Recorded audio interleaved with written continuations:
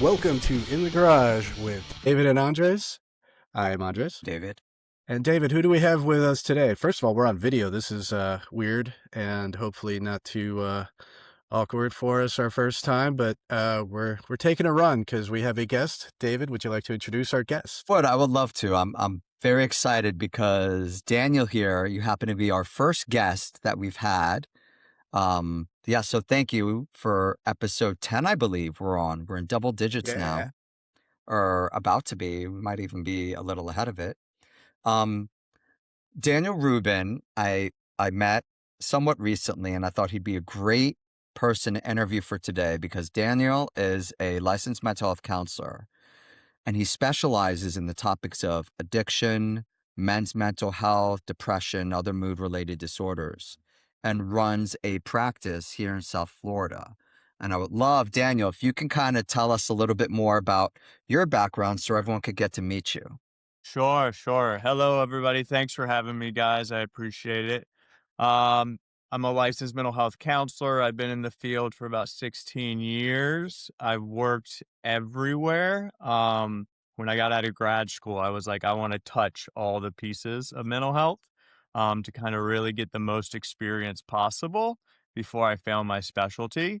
I'm also somebody in long-term recovery. So I was actually one of those, high functioning professionals until my life came crashing down and I got sent to South Florida. I didn't pick this location. A cool judge told me, like, hey, you can either do this or go to prison. And I was like, I will definitely go to South Florida over prison.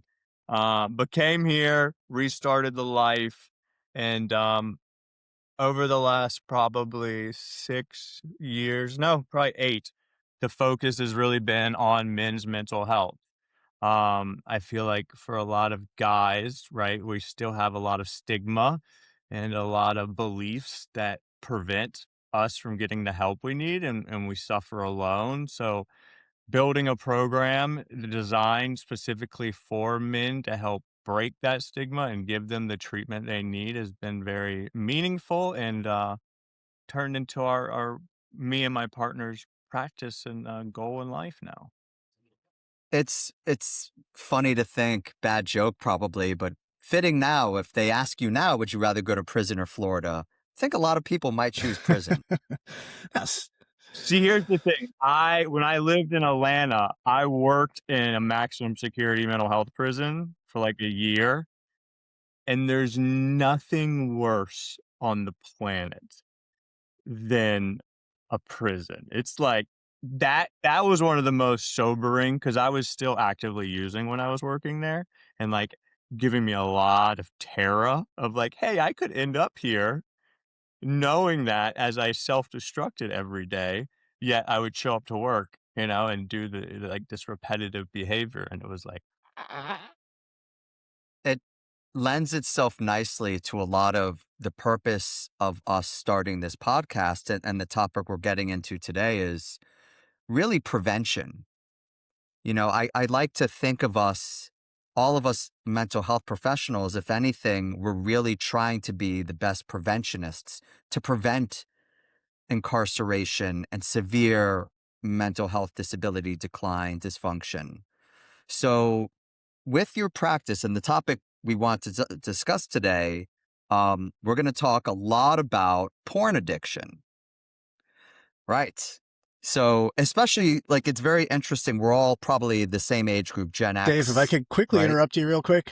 You were going to say something, Yes, Andre. I just want to make it clear. I am not a Please. mental health professional. I am just a mental health enthusiast. I've just kind of done all the stuff that we need to talk about. I just want to make that clear. My opinions are not professional in any way. Go on. Sorry. He's our Confederate in the study. yeah, Guinea pig. we love that. But I think of generationally, our generation growing up in the 80s and 90s, it was really pornography was getting big more in the VHS world, Yes. right? Like the personal Yeah. world, you didn't have to go to movie theaters anymore. Yeah. So kind of overview when it comes to porn addiction, What have you seen, or just pornography use? What have you seen the changes over time, the things that have kind of alarmed you? All right, so I mean, the history of porn is pretty interesting, right? That's a big piece that we should probably, because it's been around forever, right? This is not a new thing. If you can go back to, the cave drawings, people were sketching, illicit images on walls back in the day. But what's really grown to become what I'm considering like an epidemic is the impact of technology in this field, right? So we went, like you were saying, we went from, you know, very small like movies back in the day, stag movies, right? And that had a very small impact. And then, we had our big releases in what, 70 through like 84 was like the Deep Throats, where things were becoming mainstream, but they were still in movie theaters. So there had to be a level of, I'm going to actually be out in public and I'm going to do this thing, and people will know about it. And then 75 to 95, VHS came out, which transformed the world again, because now we have access to porn that we can buy, use in our home. But there was still some levels of like I grew up, there was like a bookstore, one of those cement blocks in the middle. Like I grew up in South Carolina. So this was like in the middle of the woods, and you went there at like 11 at night by yourself, like with the shirt on. And the tapes were what, $75 for one porn Yeah. tape? And literally that would last you for like months, because there's one VCR in the house also that you like have to wait for everyone to go somewhere, and you're like, "Oh, I'm sick." And then you sneak into the living room with all the blinds closed. But that was the access, right? And then 95 to 2006, the internet blows up, right? And we go from dial up, where, we're still having access to this stuff, but not in the way it is today. Because 2006 was when tube sites took off. And for people that are not familiar, tube sites for porn they call them tube sites because they're like the YouTube of pornography. And this was like the thing that I think changed everything, because now we have high speed video in unlimited amounts of porn for everybody that can be accessed in their home, on their phone, in your car, like wherever you go. Most people in America have access to porn 24/7, right? It's Yeah. like there's So, no limitations. speaking of numbers, and I was curious if you know any of the data, what are the numbers of people that are using this or accessing it? Oh my, 80% of men That's it? have view porn in the last year.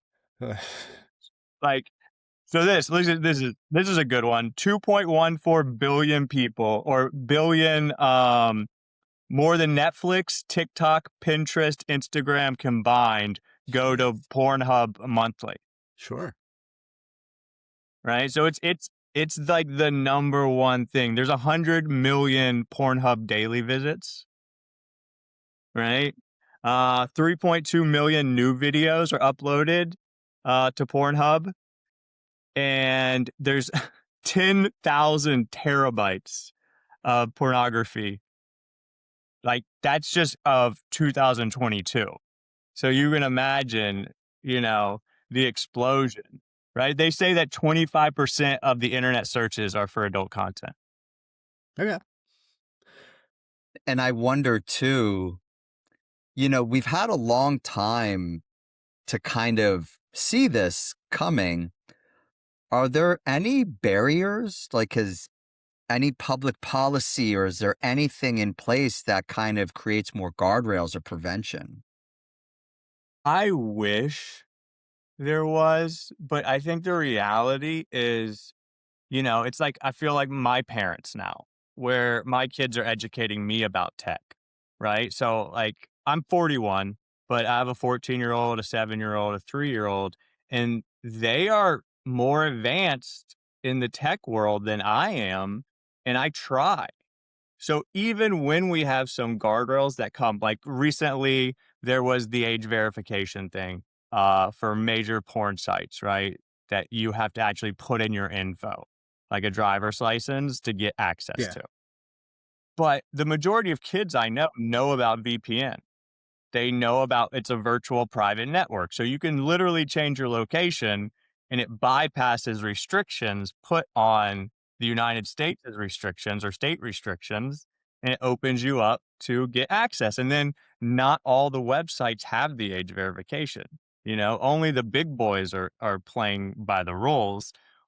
Everybody else, right? They can create a link and it's just like information here again. So, like, yes, that Sure. that has absolutely modified my, my porn, intake is, those new, policies put into place. But yeah, you could get right around it, right? Like, sometimes you need to watch some porn. It's like, well, now I just go to these sites. They're fine. It is interesting how it doesn't matter necessarily the technology. When you get to a certain age, you'll find, you know, pornography. You'll make it happen. I- Like when you were talking about prevention, yeah. like we knew certain things were coming, like gambling. You know what I mean? Like, I don't think anybody could say that gambling is a good thing. If you know anything about psychology and like addiction and just the world of it, and we've seen a massive boom. It's everywhere nowadays. It's on every commercial, every celebrity is producing it. Like w- we are so like this. I wish we were prevention, but we're not yet, Yeah. really. The majority of men I see too, they're not coming in a preventative way. They're coming because a major life crisis hit them. And now, and I think we're going to see that with the pornography stuff, where it's going to be turn into a like similar to an opiate thing with porn and gambling because the access, there's no barriers anymore. Well, I was going to ask specifically, when I think addiction, I think of it very biologically Mm-hmm. as well as behaviorally. Right. What have you kind of found or in your research or studies or learning when it becomes an addiction, the difference between like use and abuse with porn versus like an opioid or an alcohol or Sure. gambling? So we're looking for a few factors. One, we're looking for tolerance or withdrawal, right? So what they used to consume no longer gets them where they want to go, Mm. right? We're looking for a lack of control, right? So the rules I set up, I'm suddenly violating, right?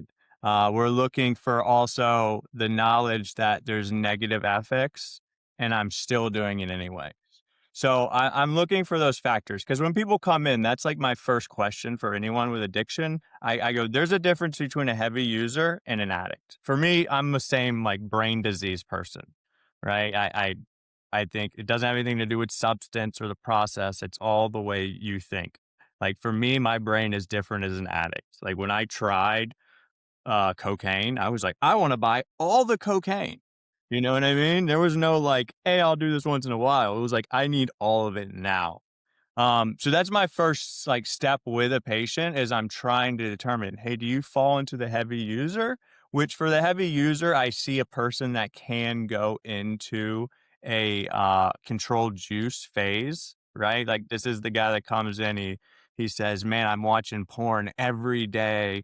It's affecting my sex life with my wife. She found out, she's upset. I'm having some ED from it. And we go, all right, let's map out a plan. And eventually he's able to be a guy that watches it once a week. And there's an agreement in the relationship.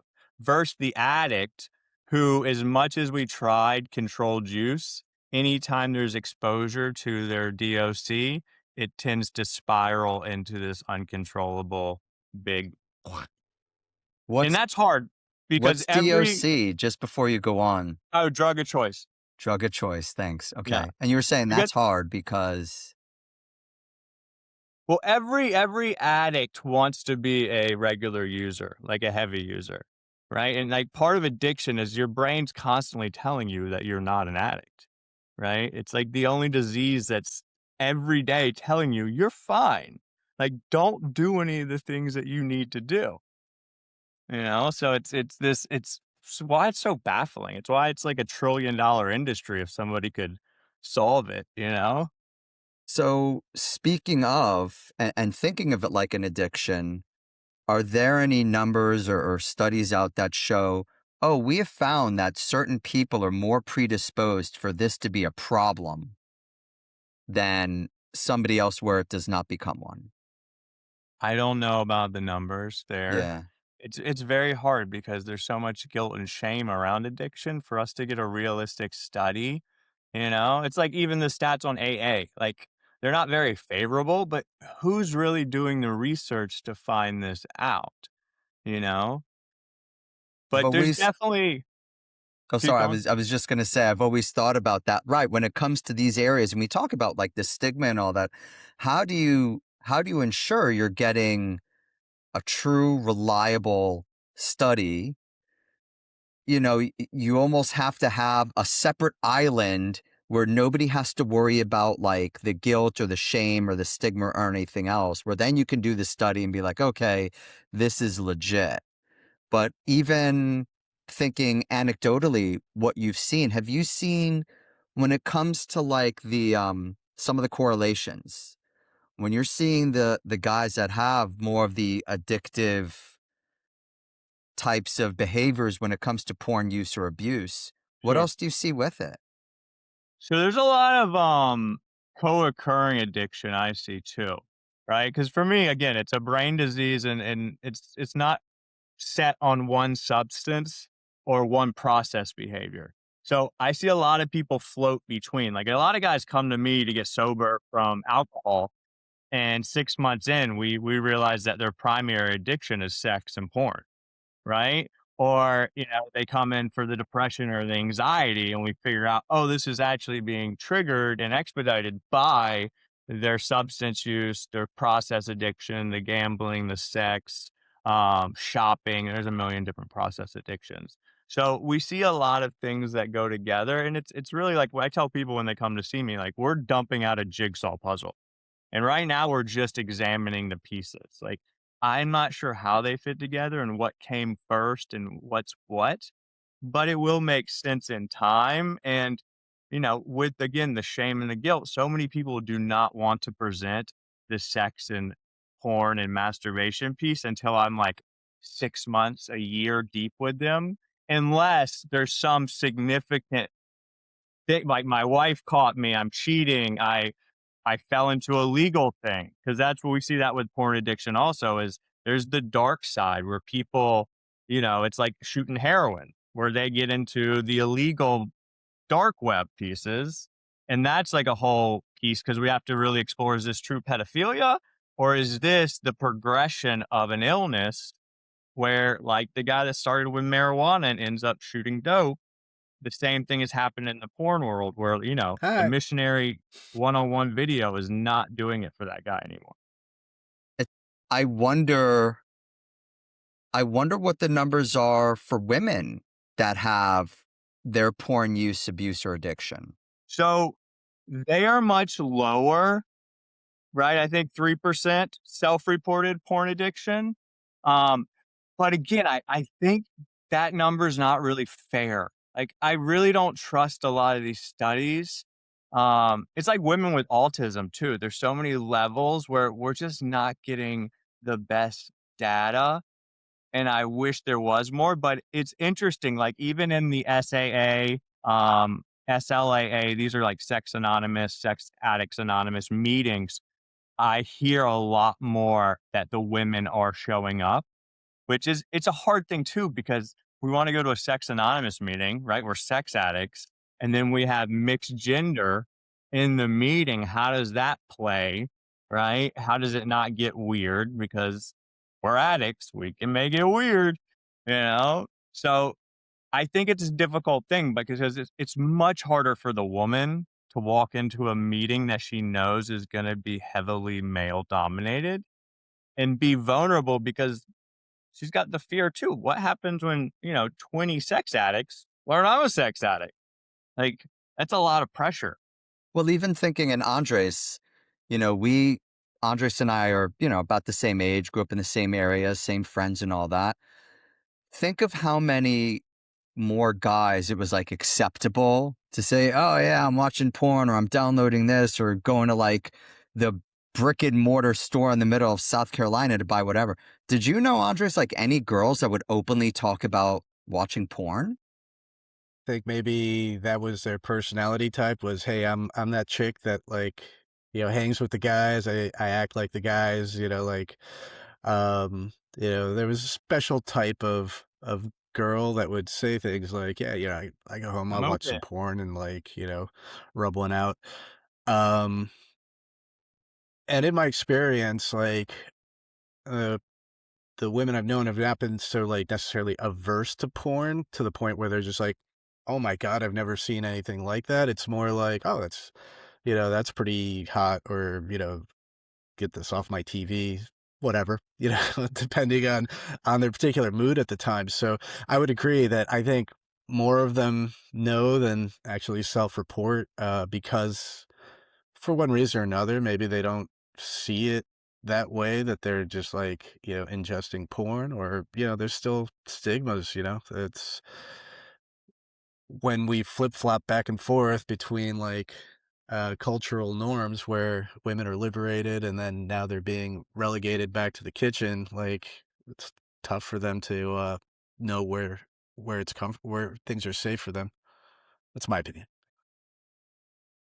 It is it is interesting though, I think with the younger generation and the explosion of OnlyFans, there is a younger demographic that not only is very open to porn, open to sexuality, they are using it in a way to find and make a lot of money. So I think that on the social media aspect, when there's like major actresses and we're hearing like Bad Barbie or whatever made 20 million bucks on her OnlyFans, um, that's changing for young people, and it's kind of promoting this image of not only is porn okay, it's not doing harm, you can become a billionaire, you can become a multimillionaire from your house, right? You can just shoot Right. content and be okay, which isn't fair either because the majority of these OnlyFans people are not making money, right? It's like the 1% that's actually bringing in revenue.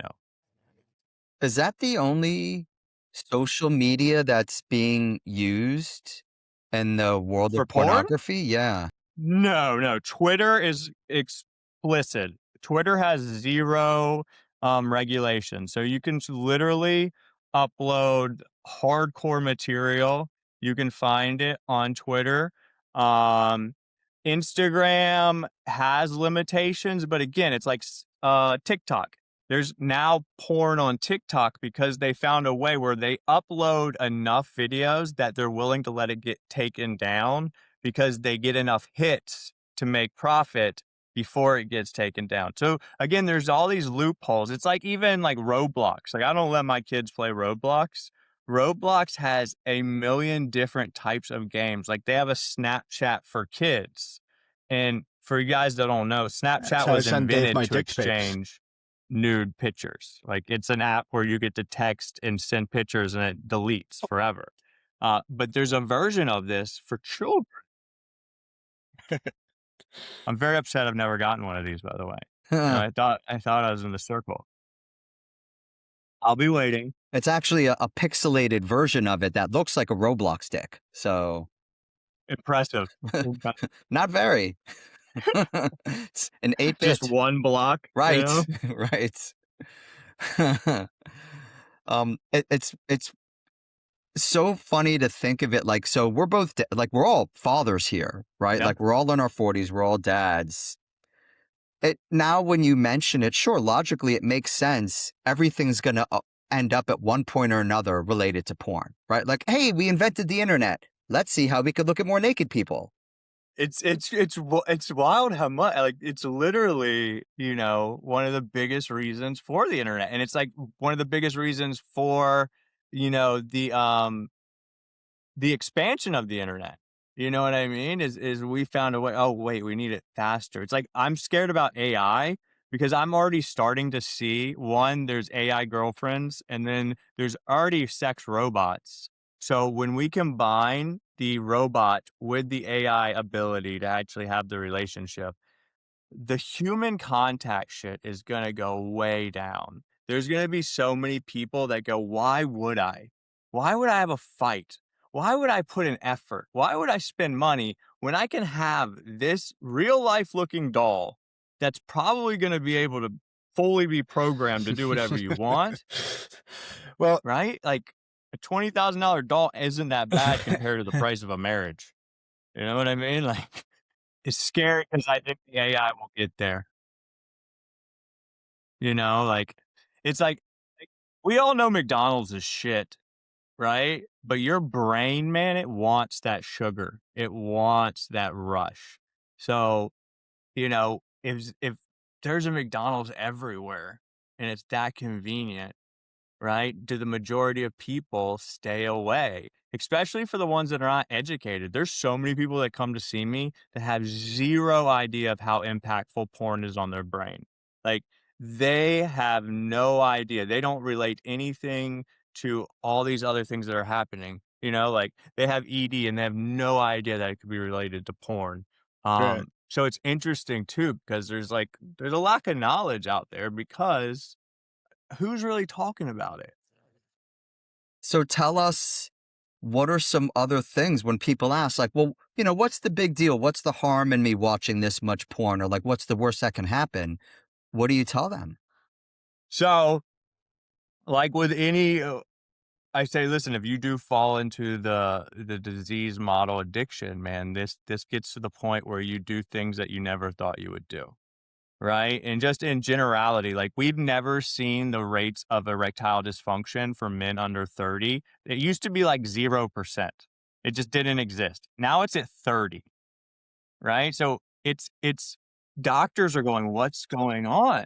Right? Like, why? So it's like anything, right? I'm not saying porn's the worst thing ever, right? But it's sugar, it's marijuana, it's wine. If you're consuming anything like this at high levels, there's a negative effect. Like the brain has a pleasure pain balance. Like Dopamine Nation's a great book. It talks about like that's why working out works. We take pain and we get pleasure. We do it in the right combo and the right amount. When we start giving the brain synthetic good, it makes synthetic bad, right? And then you have these negative effects. That's like where hangovers come from, right? Because the body's trying to balance all that synthetic good that just came. It's always trying to get to homeostasis, right? So just biologically, it's having that effect, right? And then relationship wise, porn is not real. I don't know if anybody's seen like the behind the scenes or like listen to these actresses actually talk in interviews. It's not a fun event. Most of these people are not enjoying this stuff. It's all staged. There's cameras everywhere. This is not the video you're getting. And also, it's not real sex, guys. This is not what people actually want in relationships. It's very rare that the type of material that you're watching is what your wife's going, yes, or boyfriend or girlfriend or whoever is like, I want that. Right. And we've seen the Yeah. uh just it's gotten way it's like I call it the National Geographic titty, right? You guys Mm. remember that titty back in Sure. the day? That titty used to do it for you. I think it was African. Yes, probably. But nowadays, your main video is like a 7-person anal gangbang. You know what I mean? It's So equating it to a cocaine, a marijuana, whatever, I guess you need more intense, more hardcore, more taboo in order to kind of affect the dopamine. And we're also getting 4K, right? We're getting high. You're not even seeing that in your real life. The zoom ins, the pictures, the sound, like all of this is activating to the system. You know what I mean? And then people combine sex toys. You have online strippers. Like there's this whole world. I know people that have machines hooked up to the online strippers and they're controlling them. So you're basically paying people So to please, and it's like they're interacting. You know what I mean? It's gotten very advanced very quickly. So what do you usually recommend when it comes to use, abuse, the kind of continuum I know like with social media, Andres and I have talked about in the past, limits and a healthy use. Like, a lot of the experts now, whatever they look at, they're like, listen, you want the maximum this. You don't want to use any more than this. And you want to use it for good. So, for example, social media, we talked about, one of the benefits is connecting with others and building relationships. What do you advise people that come in and ask about their use? So it's the first thing is going back to where do you fall? Are you the true addict or are you a heavy user? We got to make that determination, right? And that usually comes from an evaluation of setting up some boundaries and rules and seeing how well you can stick to them, right? The faster you violate, the more likely that you fall in that addict piece. And there's just certain things that pop in my brain all the time. I'm like, oh, that's more addict. That's more addict. So one, there's that piece. Like, where do we actually fall? How sustainable is this? Are we trying to move towards an abstinent type of behavior, or are we somebody that can moderate, right? And then depending on the progression of the disease, right? Like I have certain guys, they're not allowed to touch any electronic. It's gotten that bad. Like there's blockers on every device. If they do get on a device, there's like certain internet programs now that will notify everybody. Like Bob signed on to the Wi-Fi, like that type of level. So it's a personalized program. There's not a one size fits all, and it's really finding where that person needs to be. Because I have guys where I've taken away electronics. Well, not taken away. I asked them to remove them, and then after like a year of doing some therapy, 12-step program, we slowly introduced things back. There's actually some cool devices out now. Like there's a light phone, which is basically a cell phone that just texts and just calls. And it removes internet access, app access. So you still have a phone, and it's actually a really healthy phone for anyone out there. If you want the old school, Nokia brick phone that doesn't consume your life. So there's that. And then there's getting people involved in some type of community. So with recovery, I'm an advocate of you need a team around you that understands and knows what's happening. I don't care if it's church, if it's your family, if it's 12 step, if it's smart recovery, refuge recovery, you got to have a team because they're going to catch you faster than you can. So being brutally honest with the people and letting them know like, hey, this is my stuff and I need help. So those are kind of the beginning pieces of it.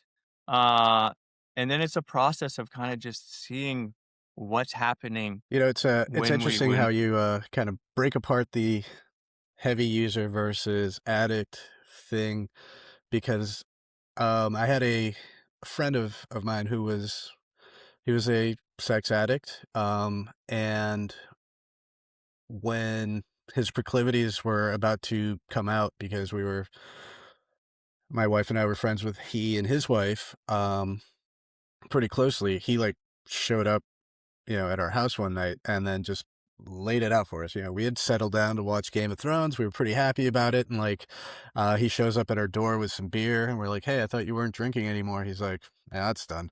Like, and then he just, it started with like, it's like, so I'm a sex addict. I'm like, okay, like, how do you know? He's like, well, have you ever like blocked off the entire day to just sit around and watch porn and jerk off? Like, well, yeah, maybe a couple hours, like, is it that bad? Like, and then, like, he escalated to the point where he was, like, draining his bank account to to go find a particular type of prostitute. Yeah. But I think what Andres was kind of getting towards, that line of, okay, now it's a problem.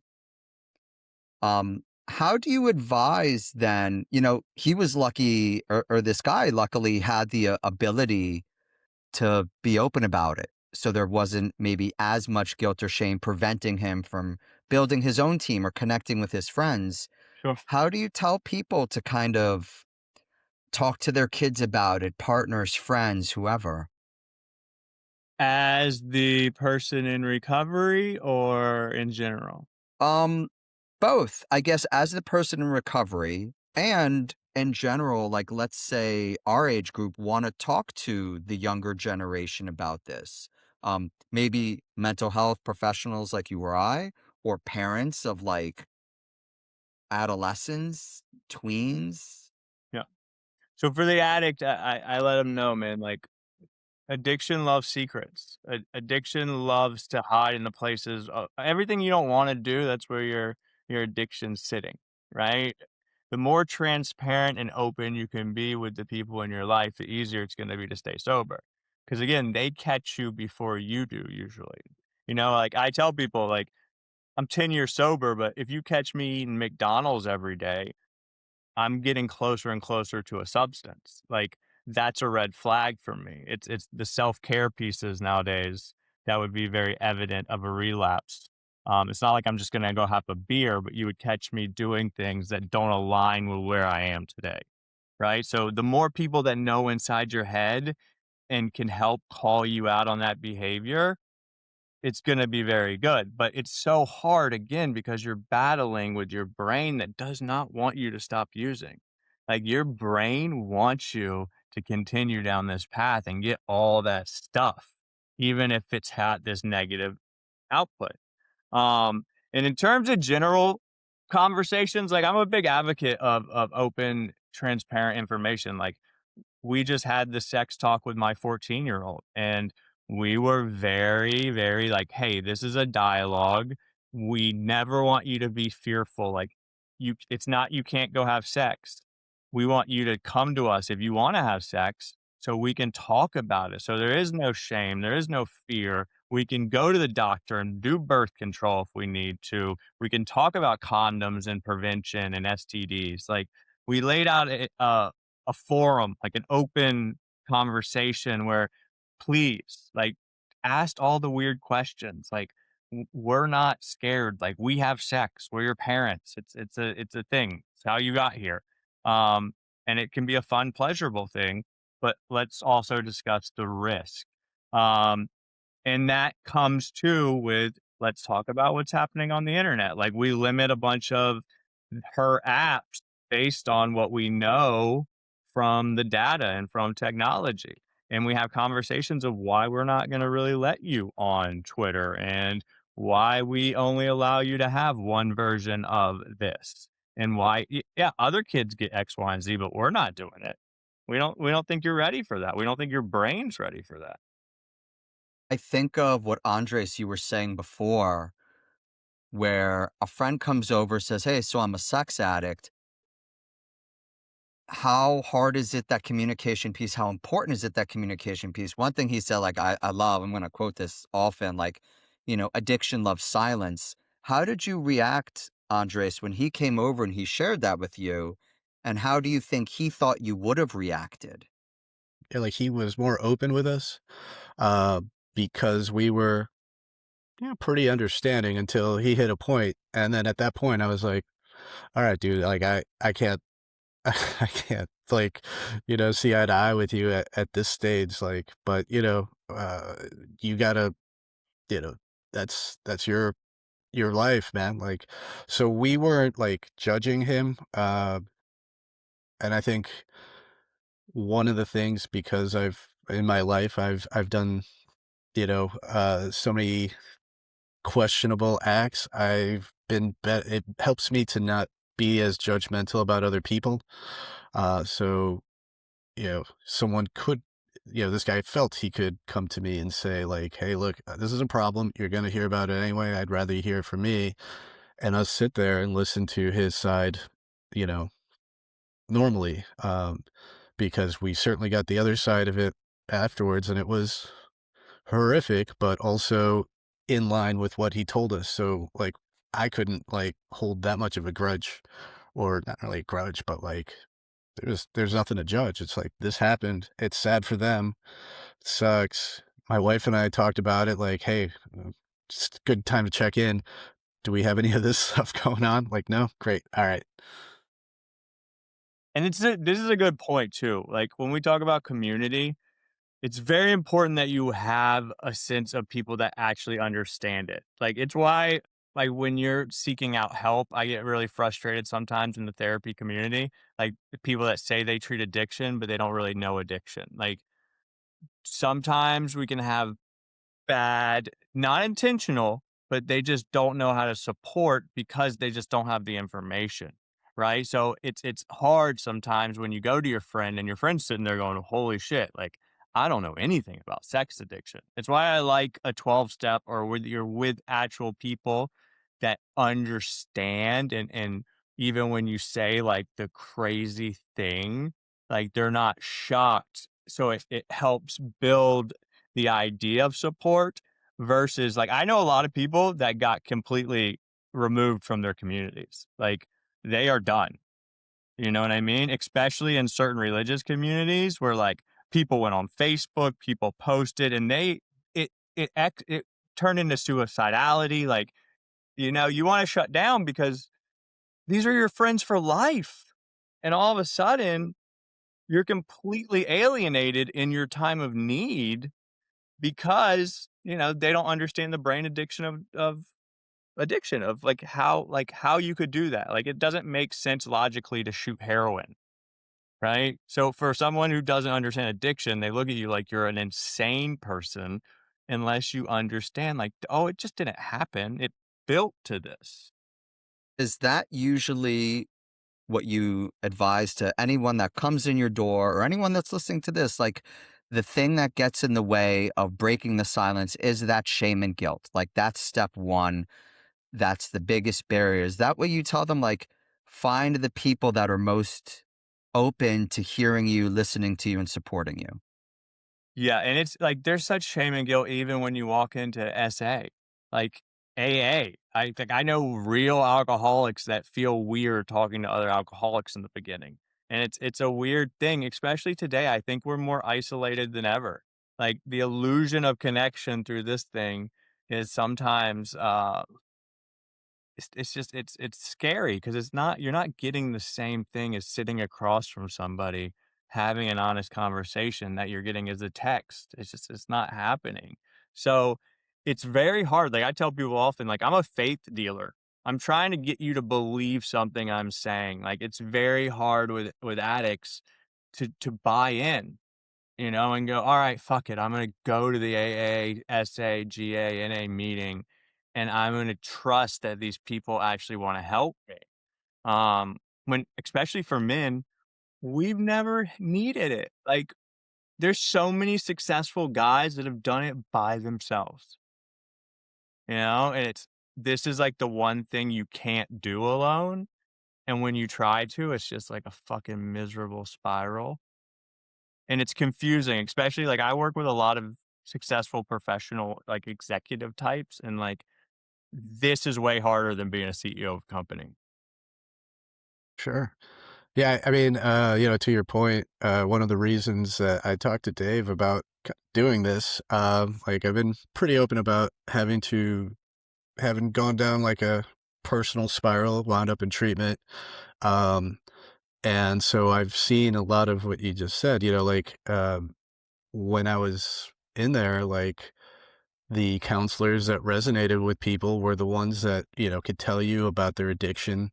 The ones that were former addicts and they could tell you about it. They can empathize with like how you were feeling versus, there's a couple that either tried to play up a non-addiction or like just had no background reference at all on what it feels like to be addicted to a substance. And and they felt that, right? And it was evident how people talked to them. It was evident in like how much opening up was done. But, to get back to the original point, one of the reasons I started this was like when I was in there, it was like I didn't fit in with the alcoholics. I didn't fit in with the drug addicts. I didn't, I tried different group therapies and like, I didn't quite fit in with anybody else. But at the same time, I felt like my experiences and, just sort of my general feelings on the matter needed to get out, To the point where I had a conversation with an Uber driver for half an hour about his like cocaine problem and like told him like, hey man, look, if you can't afford rehab, like, there you gotta like talk to somebody about this. You gotta separate yourself from like your dealer, like like cocaine addiction is like 99% accessibility. All right. Like you just kind of get away from different people, like, and kind of giving them information on like find a NA group. If you think it's that bad, you'll see some stuff. And when we find some an outlet for it, it becomes a ton easier to discuss and a ton easier to handle, right? To deal with, to treat. So 1000%. Daniel, when you get new clients in or you're Yes. running groups or working with people and they ask like, well, what does my treatment plan usually look like? What are some of the main, and not to put you on the spot of like, you know, almost like you go in a hospital and say, okay, I have cancer. And they say, okay, weeks 1 through 6, we do this. This is important. This is your, what are those kind of overarching things that you're like, listen, this is very important stuff. Like one, you said, obviously, it's not doing it alone. Support community. What are other things that are like, listen, this needs to be part of your life now? Yeah. I hate the word treatment plan. Yeah, I know. I think any clinician's like, Oh, oh, that right. And I look at it right because it sounds so that document I manufactured. yeah, that document I have to write for insurance. Right, Um, right. But if they say like, what's most important in my life that like I need for mental wellness and to prevent or to lower my addiction or to kind of cope with this. so we're gonna do like I'm a pretty holistic person, right? So I want to hit every angle, and I want to know as much about you as possible. That's one of the biggest pieces. Like, how do I get all the information? So that willingness piece is pretty big there. Of like, who do they let me see? Like, do I get to have contact with the family? Are you open to doing releases of information? So mom, dad, girlfriend, boyfriend, whoever can actually come in, because that's one of the hardest pieces with addicts is we're fucking addicts. We're not going to get the full story. Like, we're leaving out pieces of information. So that one's huge. Like, will you let me see the other side of you? I love to have my clients go get a physical. Like, when's the last time you actually had blood work done? Let's do a full physical. Let's actually see what's happening mental health wise. I love psychiatrists. I'm not saying everybody has to be on medication, but you should be having a conversation with a psychiatrist to at least learn, if not just get another opinion, right? Because diagnosis is so hard. Like, that's why I hate insurance. Insurance makes a clinician diagnosed in the first session. It's the most insane thing. Like, there's no way. It's why we use adjustment disorder so often, because it's a placeholder for your real diagnosis, because real diagnosis takes a lot of time and it's a willingness with the client and that ability to build rapport fast. It's why I'm a big self-disclosure guy also. Like, if I can build rapport with you quickly to build the relationship and get the information, then it's much easier to build that treatment plan. And then the treatment plan's ever evolving with me. So like, as whatever happens within that session, I'm taking that material to kind of pinpoint what we're going to do in the next thing. So for some guys, it's just they're going to come in and see me weekly. I love for people to do group therapy. I think there's aspects of group that you're never going to get in individual, and there's aspects of individual you're never going to get in group. But statistically, your best bet of healing comes from a combination of group therapy and individual. It's why every level of care above individual, IOP, PHP, res, all they are is a lot of group therapy. So that's another thing. Like, a lot of individual people, therapist wise, don't have access to group. So it's a thing that's missing, and it's also guys don't want to come to group. What? I have to leave your private office and actually talk to some strangers in a room? Yeah, you do. It's going to be way easier than AA, but that's a big piece. Like, what resources are we going to throw at you too? So that's being combined. Like, does this person need a higher level of care? You know, a lot of the times they're not receptive to that in the beginning of the mapping out, but I always throw that in there. Like, we're going to be measuring your success and I'm going to be pointing out your red flags and whether those flags escalate and we need to take you to an inpatient level of care or an IOP or a PHP. So those pieces are part of the treatment plan too. Let's see. You said treatment plan. I know. But I'm the worst. I don't do formal, like my IOP, I do formal treatment plans, but in individual therapy, we're not spending time writing out a treatment plan. Um, Technically, you know what I mean? Like, Love though that. So my brain gets very almost systematic when it mhm. comes to this because I think a lot of guys or a lot of people in general, they think a little more linearly and think, we're trained on this kind of medical model of like, oh, this is what we do. But I think those ideas, right? Like step one, find somebody you can open up with and be honest with. Like if you meet, and I tell my clients all the time, like if you think this is not, you could say, Dave, nice guy, or not going to work. Or you could Mhm. go to your parents if you're under 18, be like, that guy's a fucking asshole, never bring me back. I'll find someone that works. Right, physical, where I'm guessing you also look at like the environmental behavioral factors, like how's your sleep? Do you exercise? Do you have friends? Are you a part of social groups? What's your diet Job is like? huge for men. Yeah, that's great. Like the medication, I know a lot of guys because I think there's over medication, Mhm.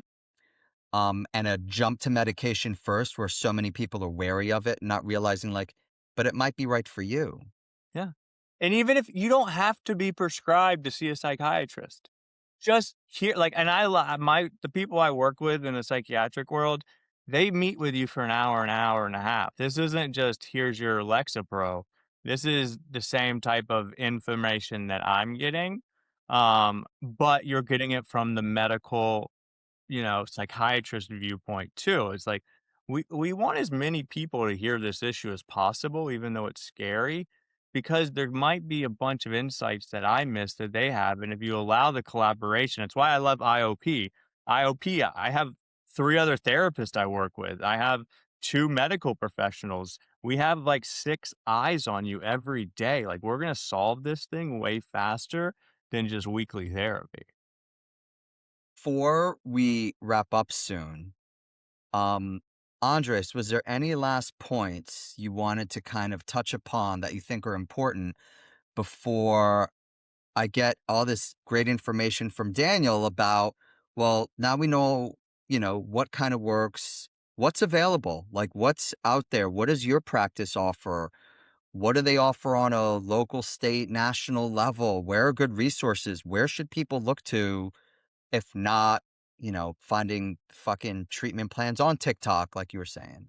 So what do you think, Andres? I guess, my question would be getting back to the original topic, did we cover, like, kind of when porn addiction turns into sex addiction? Is there a difference? Um is there an escalation process that one should be aware of? And then I would say, like, if you do feel like you're a sex addict, what types of, say, treatment centers, I don't like to say rehab, but like treatment places, are more are gonna be more beneficial, um, to that, like, than, say, going in with, like, a bunch of drug addicts or alcoholics. Yep. So for me, right, I put everything under the broad definition of addiction as a brain disease. Like, I think it's one of the reasons people struggle a lot because it's like they're looking for reasons to not be included. You know what I mean? It's like when you go to an AA meeting, like you want all the info that says you're not an alcoholic. And sometimes we use these labels, right? Sex addict, porn addict, coke addict, meth addict, Kim sex addict, as a way to like alienate ourselves instead of recognizing like we're all suffering from the same thing, right? So I always just look at it as like, where is your addiction progressed to? So like with porn and sex, a lot of the times we see the sex as the progression of the porn. It's not always correlated like that. Sometimes the sex and the porn go at the same time, but it's really like, how is this increasingly getting worse in your life, regardless if it's you being on the computer for hours or you hooking up physically with a prostitute or X, Y, and Z. Right. So I try to like really instill that in my guys' mind of like, listen, the more you separate yourself, the harder it is to get help. Like emotions are universal. If you guys just had to talk about emotions, you, a cocaine addict, a gambling addict, would all go, "Oh yeah, I felt all that." Um, Now it's interesting when we talk about treatment because again, people they tend to, want to separate themselves. There aren't that many resources treatment wise that are specific to sex. The same way gambling, one, insurance doesn't mess with it. So I'm not going to get coverage for your sex addiction or your gambling addiction unless we find co-occurring disorders, which 99% of the time, like if you're a sex addict, there's some depression, anxiety, trauma, there's something, but you're most likely going to find a program that has to treat the mental health piece to treat the addiction piece. Now, there are a few programs, I can't name them off the top of my head, that are specifically for sex and specifically for gambling. But the barrier to treatment is, I think they're cash only programs. They don't do any type of insurance because they don't want the risk of we treat you for 3 months and we get stiffed on the bill. So there is that piece for a lot of people where they're not going to get the thing they need. It's why I created my IOP the way I did. We get to treat everyone that we want. And we make sure to educate the group about how you guys are all the same. Even when it comes to mental health and substance, I think those fall under the same category. Like it's all in the DSM. Like depression and alcoholism can look just the same, man. They can be just as destructive. And when we connect with each other, it's so much easier to heal. I hope that made sense. Yes. No, it does. One of the things I'd brought up to Dave previously is just kind of uh, the way that addiction works in the brain. Whatever you're addicted to becomes like basically one of your hierarchical needs in your lizard brain, right? Like you need food, you need water, Hmm. you need X. And Yeah. I couldn't wrap my head around it until I thought about it in the scope of my nicotine addiction, as you've seen a couple of times, just taking pulls off my thing, like, you know. And at that point, I became very empathetic to the people that have true addictions that are going to like have like really hard episodes if they can't get whatever it is they're addicted to because of the anxiety that comes along with that. That's tough. So I thank you for kind of being so frank with everything. Sure. Yeah. And that's my So approach, man. We are straightforward, fucking honest. I'll tell you if it works, if it doesn't. it's wonderful too because I love that. All three of us, you could tell, like, we don't do the stereotypical therapy speak that everyone thinks, like, right, like using the right language and voice tone. Like, no, this is how, like, we fucking talk to each other. Like, and this is what people respond to. So, back to you, Daniel. Like, as we're kind of wrapping up, tell us a little bit about your practice, what you guys offer, where you're located, how people could get in touch with you. Sure, sure. So I have a private practice in Wilton Manors. It's part of Fort Lauderdale. I see mainly people struggling with all forms of addiction. With that comes all the other mental health pieces. People are like, you just treat addiction. I'm like, yes, but there's the trauma, the depression, the anxiety. Um, we have a men's only gender specific support group every Wednesday. It's from 7 to 8:30. It's in person in Wilton Manors, Wilton Plaza. It's $100 a group. It's a really cool community. I feel amazing, like, walking out of there every night because, again, guys need guys. We need support networks. We need friendships. I just did a post about how isolation is killing men. They just did a study. They said isolation is similar to smoking 15 cigarettes a day. So loneliness is a real thing.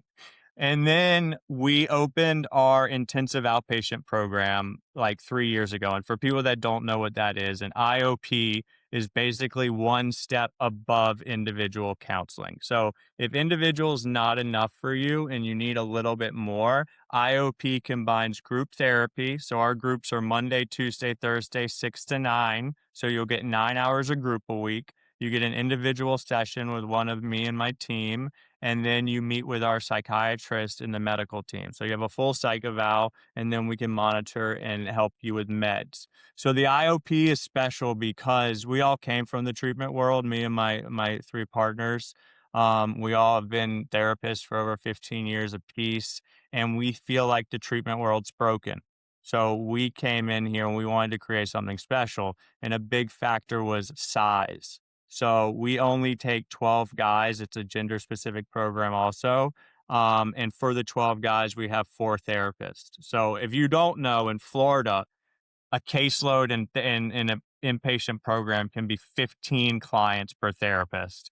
We have 3 per therapist. So we wanted to do something small and specific that allows us to actually give the care that we think is important. And there's also little factors too, like if you come in, you get everyone on my team's personal cell phone number. So I'm on the phone connecting with all my clients every morning, seeing how they're doing because they need that little extra piece. We do both primary mental health and substance abuse. So you don't have to have a co-occurring disorder to come see us. There's technically 2 group facilitators in every group, but it's a very small concierge type of program for the working professional male. That's our main client. And it's just special. Like none of us are burnt out. I love running group. Every Monday is me. Emily Woods is my sister-in-law. She runs Tuesday. And then my wife, Catherine Lover, and she runs Thursday. And Phil is our other therapist. He sits in all the groups. So it's just a unique, special program. And you guys can find me. I'm all over the internet. I do free TikTok videos if you want to be on there. I'm on Instagram, Facebook, LinkedIn, and you can literally just call or text me. I give my phone number out. It's 404-668-8369. I will talk to anybody, even if I can't help you. I'm super connected in getting people to the right place. We'll link everything, share everything, Okay. put it everywhere. As you could tell, like the reason we started this podcast was just this. It's really the belief that there needs to be more conversation, more connection, more community, more collaboration. I love it. And that, right? Like it's funny, I think I was talking to Andres about this before. You said it very well. Men need other men. Men need relationships and friendships. Even though we were told, like, no, we're stoic, we're lone wolves. They're finding, like, no, actually, we need connection sometimes more than women. Yes. Where And, we're like, and it blows guys' minds. Like, it's bullshit. I don't fucking need anyone. I'm like, no, your brain does. That's not true. and we need honest, open communication. Like we need to talk about the real shit. Like that's my group. I'm not gonna let you just sit there and like fluff. Like I'm gonna push you. Like if you come to any of my programs, any of my therapy, don't come if you don't want to do work. I'm not the guy you just write a check and I check boxes. Like people want to punch me in the face. Like I had 2 people tell me that yesterday. They're like, I really want to hit you.